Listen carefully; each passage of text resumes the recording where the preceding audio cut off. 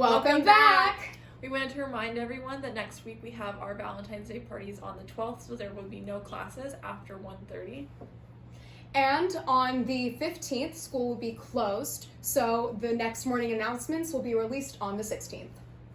It's birthday time!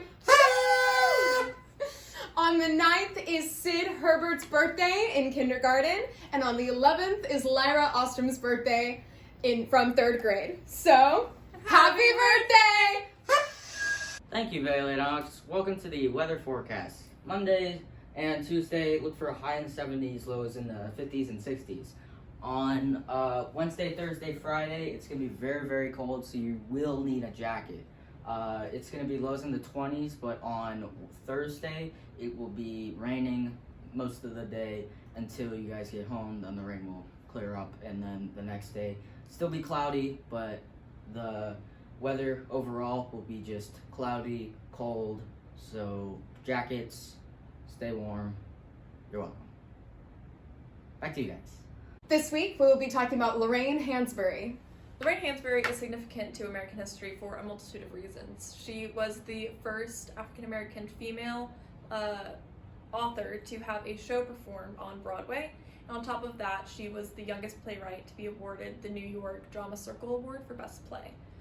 Her most famous show, A Raisin in the Sun, is a show set in the slums of Chicago as it follows an African-American family as they try to improve their circumstances after the death of their father.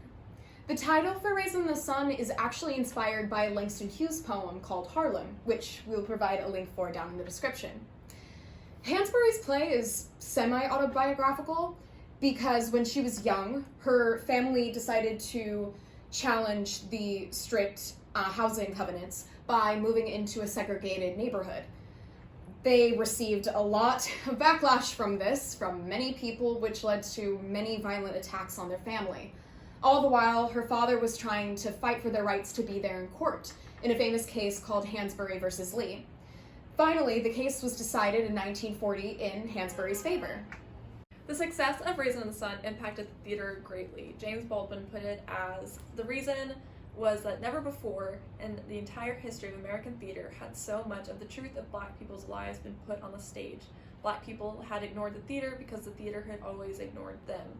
Hansberry was a trailblazer for Black people in theater as well as many other facets of mainstream media. If you would like to learn more about Lorraine Hansberry, her life and her legacy, you could check out the links that we will provide down in the description. Welcome back to the Q&A segment. Our question last week was, what is a hobby you picked up over quarantine? And here are a couple of our favorite answers. Vanessa from 3rd grade started writing horror and making art. Anonymous started gaming, drawing, and playing soccer. Connor Miller started listening to audiobooks and playing Roblox. Celia got better at drawing. This week, Alexander asked if we had any favorite video games or apps that we've been using a lot. I personally have been using TikTok probably a little too much, but that's been my go-to thing recently. As far as apps and games go, for apps I usually spend most of my time on YouTube to a fault.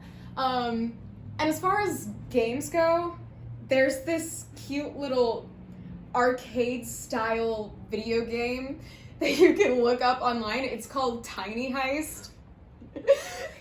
It's really fun. It's kind of like Pac-Man, except more involved, but yeah. Thank you so much for watching this week.